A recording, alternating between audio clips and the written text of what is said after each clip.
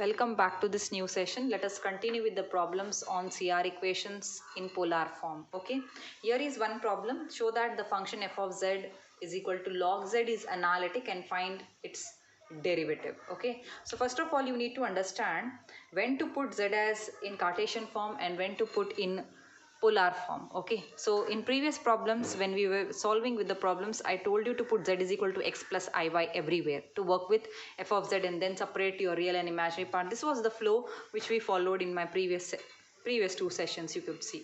But here if you put z is equal to x plus iy, look what happens. X plus iy, if you put, it will be log of x plus iy. Your f of z will be log of x plus iy. Now you cannot further simplify this. It is log of something in the form log of a plus b. Log of a plus b is log of a plus b only. Further you cannot simplify it. That is why we do not go for Cartesian substitution for z. We go for a polar substitution. Similarly, I can give you one more example where you cannot substitute z as x plus iy. Say z to the power n.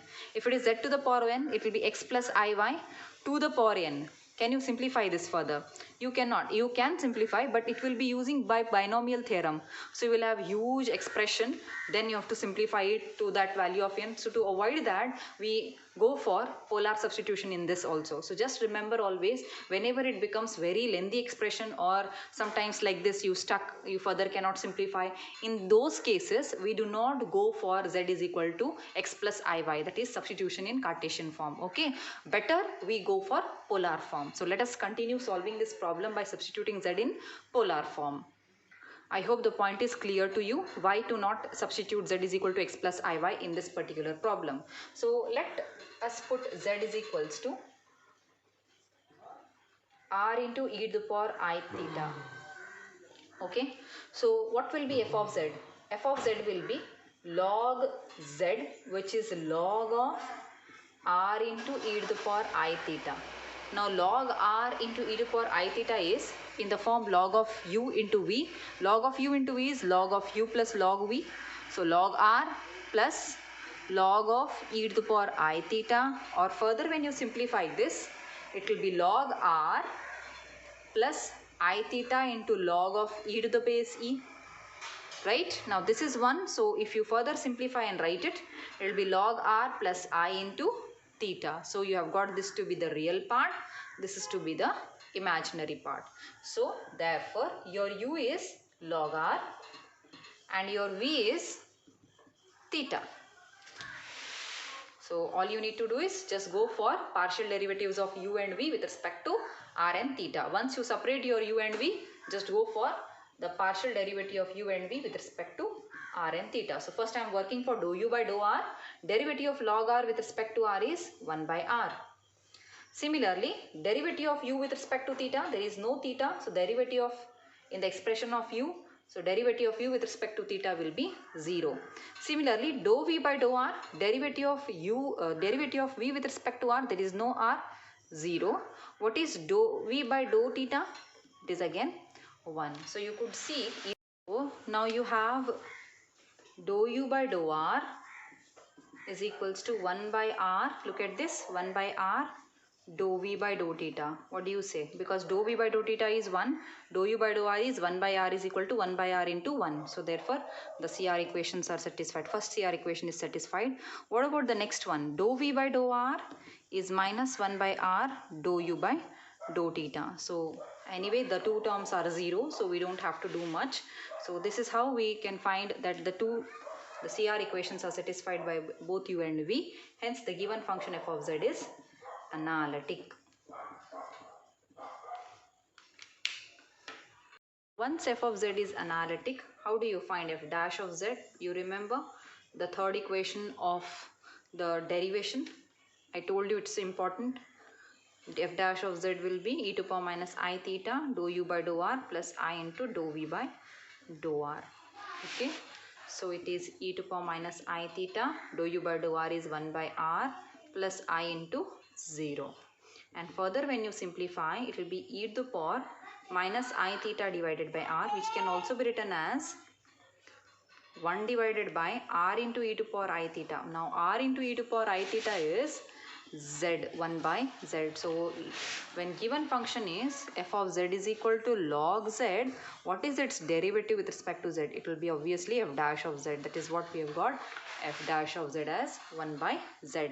This completes the solution for this problem. Okay, now let's continue with the next one. That is this new problem, f of z is equal to z to the power n. Okay, so same function, you have f of z is equal to z to the power n, show that it is analytic and hence find its derivative. I told you in the beginning of this session, you cannot put z is equal to x plus iy here because you will get a very lengthy expression, and that to differentiate step by step each and every term, it will be very tedious work. So to avoid it, let us substitute directly z is equal to r into e to power I theta, and let's see how things goes there. Okay, so put z is equal to r into e to power I theta. In that case, what will be z to the power n? F of z is z to the power n, which is r into e to power I theta whole raised to n. It is as good as writing r to the power n, e to the power I n theta. What you say? Now by you have learnt it already in complex numbers. Now what is cos? Okay, you know that e to power I theta is cos theta plus I sin theta. Similarly, e to power I n theta will be, in place of theta you have got n. So cos n theta plus I sin n theta. So this thing you must know. Using that I am substituting here. Okay, it is also one of the theorems. Its name is something like this, De Moivre's theorem. It's one of the important one. So use by that you can write it like this. So r to the power n cos n theta plus I into sin n theta. So let us separate the real and imaginary parts here. So I hope the real and imaginary parts are quite clear to all of you. Your u is r to the power n cos n theta. And what is your v? It is r to the power n sin n theta. What is dou u by dou r?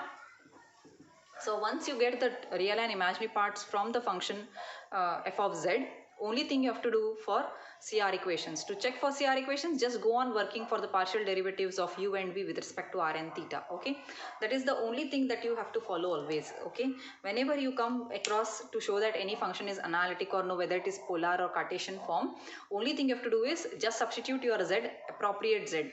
Whether it is more easy to simplify for you using Cartesian form or polar form. You have to clearly understand that. Once you know that, just substitute and try to separate the real and imaginary parts. Once you get the real and imaginary parts, go for partial derivatives and check for your CR equations. You are done with your solution actually. Okay, so now once we are done finding our real and imaginary parts, let's work for the partial derivatives of u and v with respect to r and theta. So we are working for dou u by dou r. With respect to r, it will be n into r to the power n minus 1 cos n theta. Dou u by dou theta, it is minus n r to the power n sin n theta, because derivative of cos is minus sin. Okay. Similarly, dou v by dou r, it's n into e to the power r to the power n minus 1 sin n theta. What is dou v by dou theta? It's n into r to the power n cos n. Okay. Yeah, cos n theta, derivative of sin n theta, n cos n theta. Okay, this is what you get. Now you can clearly see that 1 by r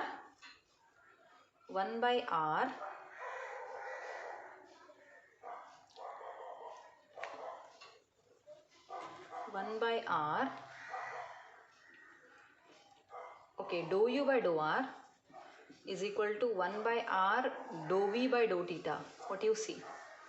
n cos n theta, and r to the power n minus 1 is here. It is r to the power n. If you divide it by r, you will get r to the power n minus 1. Is it not?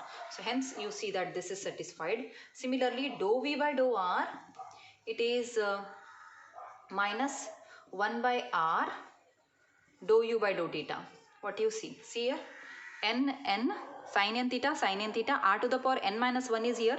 So you need to divide this by one more r. So 1 by r dou u by dou theta along with the negative sign. And hence you see that the CR equations are satisfied. And hence this implies what? Your f of z is analytic. And once this is analytic, what is your f dash of z? it is as per the equation 3 we had derived in polar form. It is e to power I minus I theta dou u by dou r plus I into dou v by dou r, or e to power minus I theta. What is dou u by dou r? It is n into r to the power n minus 1 cos n theta plus dou v by dou r, I into n r to the power n minus 1 sin n theta, right? So dou u by dou r plus I into dou v by dou r, hence substituted it. Okay, now just take n r to the power n minus 1 outside.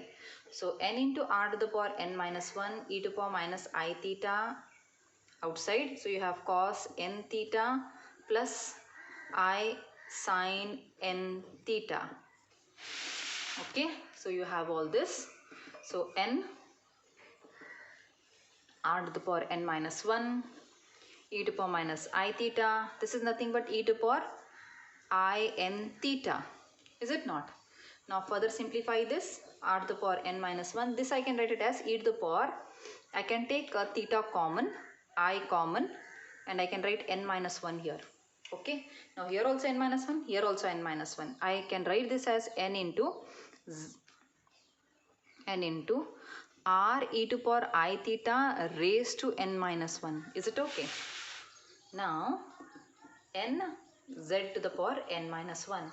This is your f dash of z. So whenever f of z is equal to z to the power n, what is its derivative? N into z to the power n minus 1. That's the same thing we have got it through this problem. Okay. Hence the complete solution. Continue in my next session. Thank you till then.